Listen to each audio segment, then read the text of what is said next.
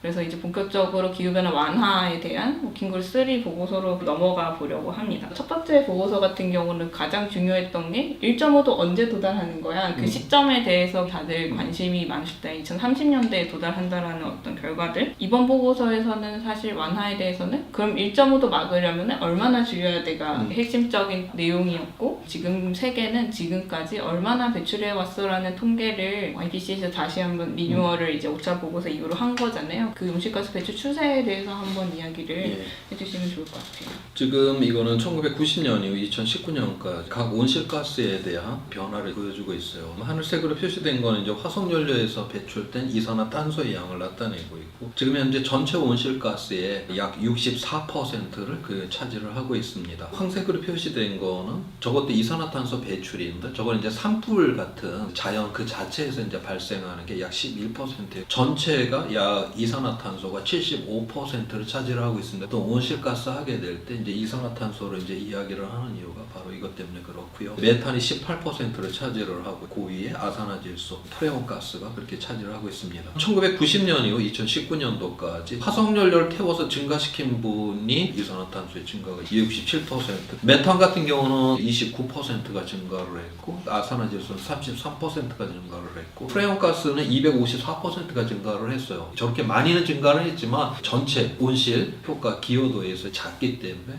증가 폭은 크지만 아직까지 큰 이슈는 안 된 상황에 있습니다. 1990년도에서 2000년도까지는 매년 0.7%씩 증가를 하다가 2000년도에서 2010년 동안에는 2.1%로 거의 한 3배가 늘었죠. 그러니까 2010년 이후가 되면 1.3%로 줄었어요. 증가율 자체는 떨어졌지만 증가하는 상황이 있습니다. 1988년도에 처음 이제 IPCC를 만들었고, 1998년도에 교토 의정서가 있었고, 2015년에 파리 협약이 있었음에도 불구하고 뭔가 한다라고 요란스럽게 회의들은 열심히 했지만 실제 행동은 배출량을 증가시키는 게 오늘날 세계의 모습이기도 합니다. 보고서에서는 2019년까지 데이터가 나와 있는데, 자료를 최근 걸 보면 2020년에는 코로나 때문에 배출량이 줄어드는 추세였다가 2021년에는 다시 늘어났어요. 그래서 IEA 같은 곳에서 나온 보고서를 보면 화석연료 사용으로 인한 배출량이 사상 최고치를 보이는데요. 배출량을 얼마나 줄여야 되냐라는 주제로 넘어가 보려고 하는데요. 1.5도라는 기준에 우리가 많이 얘기를 하잖아요. 이번 보고서에서는 2019년 기준으로 온실가스 순 배출량을 2030년까지 43% 그리고 2050년까지 84% 감소시켜야 된다라고 얘기를 하고 있어요. 2018년에 나왔던 1.5도 보고서 같은 경우는 이제 2050년에 넷제로를 얘기를 했었거든요. 그리고 2030년에는 한 절반 정도를 줄여야 된다라고 얘기했는데 감출량이 왜 줄어들었지? 라는 의문이 들더라고요. 그 전에 나온 보고서와 비교를 해서 이번 보고서는 어떻게 얘기하고 있는지. 2018년도 당시에는 줄여야 되는 그 기준점이 2010년도였어요. 이번 보고서는 2019년도가 기준점이에요. 2019년도에는 이제 훨씬 더 늘려놨잖아요. 늘린 데서 이제 훅 줄어들어야 될 거거든요. 실제로다가는 더 많이 줄이는 겁니다. 2010년에서 2050년까지 이제 배출량의 변화를 지금 보여주고 있어요. 맨 위에 있는 이제 붉은색이 현재 이제 NDC 각 나라가 우리는 얼마큼 줄이겠다 약속하는 거를 갖다가 그대로 반영을 했었을 경우에는 거의 줄지가 않죠. 그냥 지금 현재 상태를 그대로 갑니다. 그것도 지킨다라는 가정하에 우리나라 같은 경우는 지금 NDC조차도 지금 지킬 가능성이 별로 없는 나라 중에 하나인데, 회색하고 약간 이 연두색으로 표시된 게 2도를 막는 경우인데, 회색 색깔로 표시된 거는 2030년도까지는 그냥 NDC를 따라가다가 2030년 이후부터 이제 급격하게 이제 줄이겠다라고 하는 그런 시나리오고, 근데 연두색은 뭐 지금부터 조금씩 2도를 막기 위해서 줄이겠다라고 하는 것이고, 이 2도를 막으려면 어떻게 해야 되냐? 2025년 3년 이내에 정점을 찍어야 돼요. 그 다음부터 무조건 이제 꺾어 들어가야 된다라고 하는 것이고, 2030년까지 2019년에 비해서 27% 감소를 하고 2050년까지는 63%를 이제 감소를 하는 경우에 우리 이제 2도 상승을 막을 수가 있다라고 하는 것이고요. 하늘색으로 표시된 게 1.5도인데 2025년 이전에 정점은 반드시 도달해야 되는 것이고, 2030년까지는 2019년에 비해서 43%를 감소시키고 2050년까지는 2019년보다 84%를 감소시켜야지 넷제로에 도달이 가능하다. 메탄 메탄이 갑자기 이제 등장을 해요. 현재 배출량의 3분의 1을 줄여야 된다. 다른 이제 이 온실가스들은 한번 배출이 되면 수백 년 동안 그냥 공기 중에 그대로 남아 있습니다.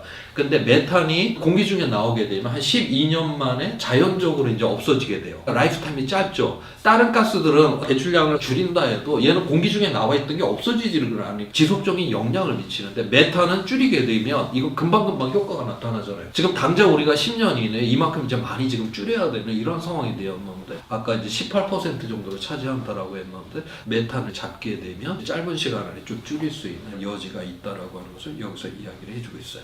이 보고서에서는 어떤 감축 수단이 좀 효과적이다라고 얘기를 하고 있는지 설명을 부탁드립니다. 2030년까지 탄소 저감을 할 수 있는 잠재력을 부분별로 다 이제 나타냈는데 뭐 에너지 분야, 농업, 임업, 그 육지 사용의 생태계 변화를 통해서 빌딩, 수송, 산업 분야들에서 이제 줄일 수 있는 걸 나타내고 우리가 이제 저런 거를 하려고 하면 투자를 해야 되잖아요. 하늘색은 투자한 거보다 훨씬 더 효과가 더 좋은 거예요. 붉은색이 강하면 강할수록 투자비가 많이 든다라고 하는 걸 의미를 하고 있습니다. 에너지 분야를 보게 되면 풍력하고 태양광 같은 경우는 1년에 약 2기가톤 그 정도 줄이는 거에 대해서 투자를 하면 할수록 이익을 봐요. 그 이상을 이제 줄이겠다라고 하면 처음에는 뭐 공유지라든가 이런 데에다가 설치를 할 수 있기 때문에 비용이 적게 되지만 나중에는 설치하기 어려운 지점까지도 설치를 해야 되고 땅도 매입돼야 되고 비용이 좀 많이 들게 될 것이다. 핵발전 같은 경우는 돌리고 있는 것들을 뭐 계속 돌린다 그러면은 파란색이 되는 것인데 새로 진다라고 하면 저것도 비용이 엄청나게 많이 든다. 그 다음에 이제 CCS 탄소를 갖다 이제 포집해갖고 저장하는 이런 기술들도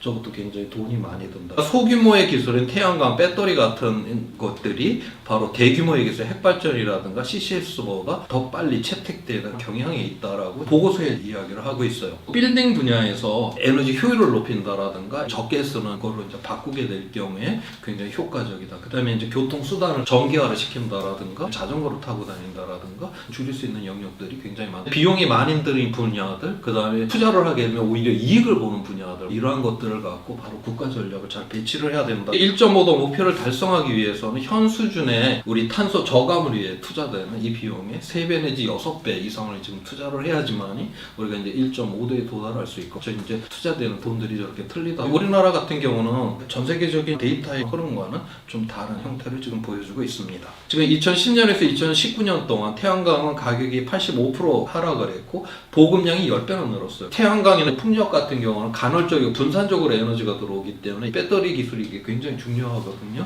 배터리 같은 경우는 가격이 85% 하락을 했고 보급량은 10배 증가를 했고 풍력 같은 경우도 지난 10년 동안에 지금 가격이 55%가 떨어졌다고 지금 IPCC는 이야기를 하고 있어요. 이렇게 지금 가격들이 엄청나게 지금 떨어지고 있는 이런 상황이 되니까 기존의 전력, 석탄 발전이라든가 핵발전보다도 훨씬 전 세계 평균으로 따지게 되면 신재생에너지가 훨씬 더 싸게 에너지를 생산할 수 있는 상황이 됐습니다. 석탄 발전은 10년 안에 석유와 가스도 20세기 그러니까 금세기 중반에는 좌초 신재생 에너지를 생산하는 게 워낙 싸기 때문에 굳이 얘를 이제 돌려야 될 이유가 없는 거예요. 그런데 지금 대한민국은 석탄 발전소를 7개나 지금 새로 짓겠다라고 지금 그렇게 이야기를 하고 있는 가장 비싼 핵발전, 그 다음에 좌초가 곧 될 거다라고 하는 석탄 발전 이런데 지금 우리는 붙들고 앉아 한국의 위험성이 있다라고 하는 걸 여기서 이야기를 해주고 있습니다. 이번에 보고서의 수요 측면에서 감축이 얼마나 가능한지에 대한 부분이 좀 추가가 되었어요. 뭐 에너지 공급이나 이런 것에서 뭐 감축 수단뿐만 아니라 소요 자체를 줄임으로써 2050년까지 한 40에서 70% 온실가스를 줄일 수 있다라고 이제 보고서가 얘기를 하고 있는데 이제 이 수요라는 것을 정확히 어떤 수단들을 이야기하는 건지 이 그림은 SFP1 시나리오가 지속 가능한 사회를 말해요. 그때 SFP2 시나리오가 그 NDC로다가 배출했었을 경우 SF5가 이제 극단적으로 온실가스를 이제 배출하는 경우 그 사회인데 세로축은 이제 그거를 나타내고 있고 에너지를 이제 많이 사용한다라고 하는 거 가로축은 얼마나 많은 온실가스가 이제 배출이 되는가를 보여주고 있는 그런 그림입니다. 근데 저기서 하얀색은 우리가 1.5도를 막으려면 400기가톤 이내로 배출을 해야 돼요. 회색 빛깔로 돼 있는 거는 우리가 탈탄소화를 해갖고 저건 줄여내야 되는 거고 빨간색은 바이오 에너지 포집 저장 기술로 줄여야 된다 보고 있습니다. 우리가 기본적으로 수요 자체를 갖다 줄여버릴 수가 있다. 예를 들어서 SFP5 시나리오에 비해서는 한 70%, SFP1 지속 가능한 사회에 비해서도 한 40%를 줄여놓고 우리가 나머지를 줄인다라고 하면 훨씬 수월하게 이걸 대응할 수 있는 여지가 생기게 되겠죠. 오늘날의 이 위기라고 하는 건 지금 과잉 때문에 일어나는 것이기 때문에 이런 과잉을 줄여내는 바로 이러한 시스템들을 만들어야 하는 상황이 되었다. 이번 보고서의 특징은 바로 우리에게 필요한 이 수요 자체를 줄여야 된다. 도대체 어디서 얼마큼 이게 줄어들 수 있지? 바로 그런 챕터가 이번 IPCC 6자 보고서 저간 보고서 안에 바로 이제 실리게 되었습니다. 그러면 이건 어떤 사회를 말하느냐? 에너지 수요와 이제 서비스에 있어서 우리가 걷는다라든가 자전거, 전기차, 항공 여행의 감소, 우리가 생산한 모든 식품의 한 20 내지 40%가 버려집니다. 지금 2010년에서 2016년까지 식량의 그런 손실, 온실가스 배출량의 8 내지 10%를 차지해요. 우리가 그렇다고 에너지 수요라든가 이 자체를 근본적으로 줄인다. 지금도 에너지 자체를 거의 정말 전등불 하나 없이 사는 사람들이 좀 10억이 넘는 그런 상황이 있잖아요. 이러한 에너지가 더욱더 필요한 측면들이 있죠. 이러한 먹는 문제들. 이게 이제 식생활의 이제 개선인데 지금 단백질 100g당 온실가스 배출량을 지금 보여주는 그림이 이번에 실렸어요. 소고기에서 100g의 이제 단백질을 우리가 흡수를 하기 위해서는 이산화탄소를 45kg을 배출을 해야 됩니다. 양 같은 경우는 이제 15kg 이상을 배출을 해야 되고 세 번째로 있는 게 새우예요. 양식 새우에서 10g의 단백질을 얻으려고 하면 한 15kg의 이산화탄소가 배출이 된다. 망글로숲을 갖다 다 깨부수고 새우 양식장을 만들잖아. 원래 망글로숲이 그 이산화탄소 흡수원으로 굉장히 중요한 것이에요. 단백질이라고 하는 게 이제 식물성으로 가면 갈수록 훨씬 더 이산화탄소 배출량이 줄어든다. 식생활이라고 하는 이 개선을 통해서도 우리가 줄일 수 있는 영역이 크다. 2050년까지 먹거리 부분에서 우리가 배출하는 양들이 맨 왼쪽에 있는 게 이제 현재 이제 배출량을 나타내는 거고 칼라로 된 부분들이 바로 우리가 줄여야 되는 양들이고 오른쪽에 있는 저 진한 회색으로 된 게 아예 수요 자체가 저만큼 줄어들어야 된다라고 하는 겁니다. 먹거리 같은 경우는 이거 개인들의 어떤 생활의 패턴이라든가 뭐 사회적 규모 문화 관련된 저거는 화석연료 배출량 자체라기보다는 이 생태계 그 자체에서 뭐 산불이 났다거나 뭐 이런 양을 지금 의미를 하고 있습니다. 산업 생산품이라든가 이동이나 이제 주거와 관련돼서는 줄여야 되는 부분이 노란색 부분이 굉장히 크죠. 저와 관련된 뭔가 이게 기술이 개발이 돼야 돼요. 화석연료 차밖에 없는데 이동을 해야 돼요. 그럼 탈 수밖에 없잖아요. 이게 다 전기차로 바꿔준다라든가 빌딩에서도 그 효율화를 높일 수 있는 이런 기술들이 개발이 돼야 되는 거고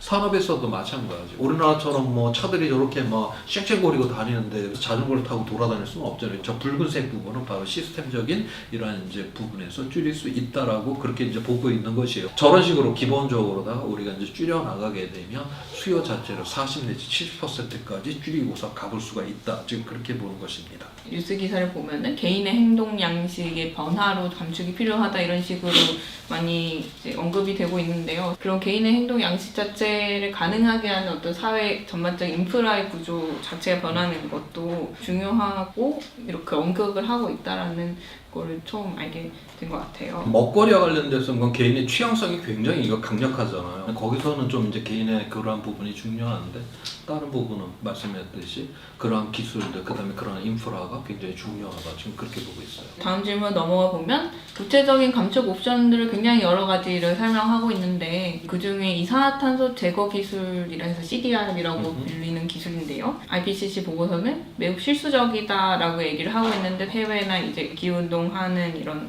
쪽에서는 이산화탄소 제거 기술을 개발하는 것에 의존하는 것이 오히려 화석연료 퇴출과 같은 지금 당장 해야 되는 행동을 지체시키는 나중에 줄이면 돼, 그러니까 나중에 흡수하면 되니까 지금 좀 배출해도 괜찮아 라는 식으로 좀 이용당하는 거 아니냐. IPCC 보고서에서는 이러한 식의 감축 수단을 담아서는 안 되는 거 아니냐라는 이제 비판도 있는 것 같아요. 그래서 이 CDR이라고 불리는 이 기술이 대체 뭔지부터 시작을 해서 이런 논제에 대해서 좀 어떻게 보시는지. 그럼 이 그림은 이제 2010년부터 2100년까지 맨 위에 있는 저 선이 이제 이산화탄소 배출량을 지금 나타내고 있는 것인데요. 검은색으로 돼 있는 게 바로 이제 순 배출량이에요. 나무로 많이 씹으면 이제 흡수가 되는 부분도 있으니까. 지금 순 배출량이 2070년도가 되면은 이제 제로가 되잖아요. 우리가 1.5도를 막으려면 2050년에 순 배출량이 제로가 돼야 되는 것이고 2070년에 순 배출량이 제로가 됐다. 이거는 2도를 막는 경우를 지금 나타내고 있는 것이에요. 2도를 막는 경우에 이제 이산화탄소가 저런 식으로 이제 줄어들어 와야 된다라는 건데 2070년 이후에 우리가 순 배출량이 0이 되었음에도 불구하고 오히려 마이너스로 감에도 불구하고 지금 그 위에 황색으로 표시된 것은 이산화탄소 이외에 온실가스를 나타내고 진한 회색으로 표시된 게 이제 화석연료에서 배출되는 이산화탄소의 양이에요. 근데 그게 0으로 가지는 않죠. 왜냐하면 우리가 화석연료라든가 다른 이런 온실가스를 배출할 수밖에 없는 요소들이 있습니다. 아직 대체할 수 있는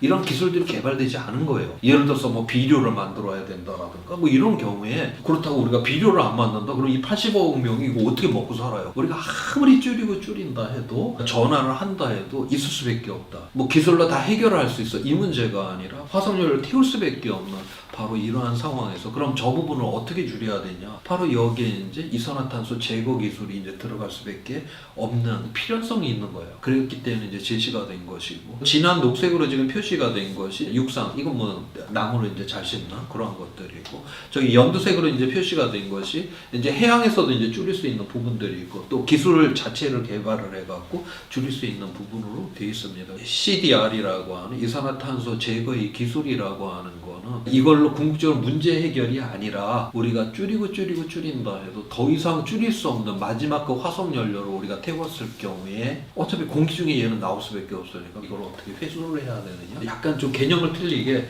우리가 CDR을 생각을 하게 될 때 근본적으로 지금 이대로 살면서 그냥 공기 중에 이산화탄소를 없애자 이게 아니라 완벽하게 줄인다 해도 배출을 했다라고 하면 그 부분을 어떻게 줄일까 고민을 할 수밖에 없는 상황이다라고 하는 거고 바로 이제 그런 방법들이 이렇게 지금 나열이 돼 있어요. 여기서 이제 맨 왼쪽부터 이제 설명을 해보면 나무를 이제 열심히 심는 거 토양에 이 탄소를 좀 이제 잘 격리를 시키는 거 우리가 이 경작지에서 막 땅을 이렇게 막 해집고 막 하잖아요. 그런 데서 이산화탄소가 많이 배출이 돼요. 그 다음에 바이오 그 숯으로다가 해결하는 문제 BCCS 저거는 이제 바이오 에너지로다가 탄소 포집해서 저장하는 기술들 웨더링이라고 하는 거는 오래된 그 비석 같은 거 보면은 구멍이 숭숭숭 뚫려 있잖아요. 빗물에 이산화탄소가 나와서 약간 산도가 높아갖고 풍화가 일어났다라고 하잖아요. 그런 식으로다가 이제 줄이는 그런 방법들. 그 다음에 피트랜드 이탄지대라든가 습지를 갖다 잘 보존을 하는 거. 거기는 굉장히 탄소 자체가 많이 이게 축적이 되어 있는 곳인데 그런 것을 없애게 되면 많이 나오게 되는 것이죠. 그 다음에 블루카본이라고 하는 거 우리 하천이라든가 뭐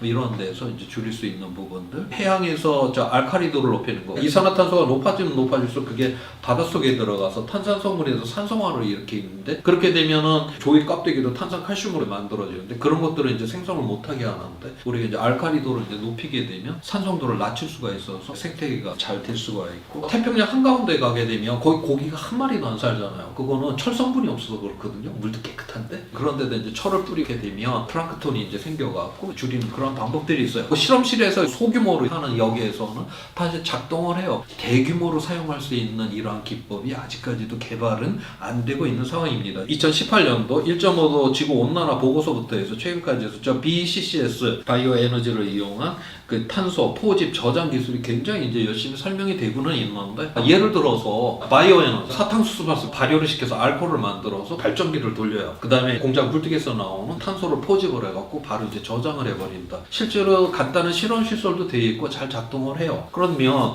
우리가 1.5도를 막으려고 하면 도대체 얼마나 많은 사탕수수밭이 필요한가? 계산을 해봤더니 호주 면적이 필요한 거예요. 만약에 1.5도를 만든다고 우리가 바이오 에너지 기존의 경작지에다가 사탕수수를 심게 되면 누군가 굶어 죽으라는 소리고요. 우리가 아마존을 다 불태워버리고 심었다? 그러면 생태계를 다 불태워버리겠다는 소리고 뭐 이러저러한 이유로다가 지금 아직까지 지금 사용할 수 있는 부분은 없다. 궁극적으로 수요 자체를 줄이는 이런 시스템으로 우리가 좀 갈 필요가 있다는 걸 여기서 다시 한번 그렇게 강조를 할 수밖에 없는 것 같아요. 잘못 해석하면 안 되겠다라는 생각이 들고요. 기술이나 뭐 이런 감축 숫자에 대한 얘기를 나눠봤는데 사회적인 측면에 대한 얘기를 좀 해볼까 하는데요. 이번 제3 실무 보고서는 이제 앞서 이제 2월달에 나온 적응에 대한 보고서보다는 훨씬 더 이슈가 많이 됐었는데 그런 이슈 중에 하나는 SPM이라고 하는 정책 결정자를 위한 요약본을 각국 대표단이 모여서 한 줄 한 줄 이제 합의하고 승인이 되잖아요. 굉장히 의견 대립이 있었고 총회에서 승인 자체가 굉장히 늦어지고 딜레이되는